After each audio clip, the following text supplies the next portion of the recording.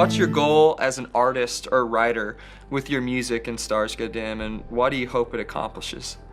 Yeah, honestly, that's kind of one of those questions that you just maybe answer before you get into it. But I think my goals have there's always been big goals, and then I think I've defined more goals kind of as we've gone. I knew at a really young age that God had called me to do music of some sort, and I knew that it was what I was going to do, and I honestly felt like he specifically told me that the music that I made was going to affect the world, that it wasn't just going to be a small thing, but that he was going to use me in a significant way. So I've always had kind of that blind faith that he would do that. I never really knew how he would do it.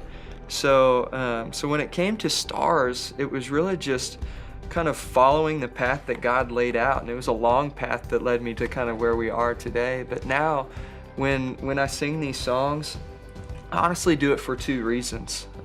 The first reason when I get on stage is to rightly, to justly, and to passionately worship the one true Lord our God, creator of heaven and earth, Jesus Christ.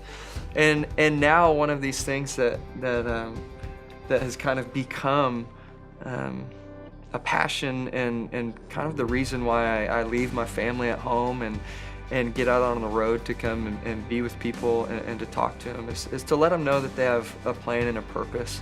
We wrote this song called You Are Loved last year that went to radio, and it did pretty well, and it honestly hit me as we started getting letters and emails and phone calls from people about how this simple message of being loved was resonating with people, and how many voices kind of are in our society that are talking to people, telling them how they're not good enough, how they're not worthy.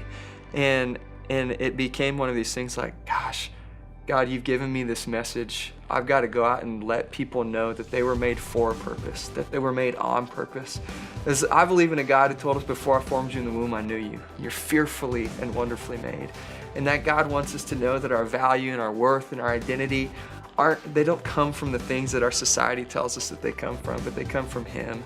And that's really what I want Stars Go Dim, and really any worship music that I do, aside from Stars or with it or whatever stage I'm on. I want people to know that there's a God that loves them, that they have value, that they have purpose, and that they have an identity.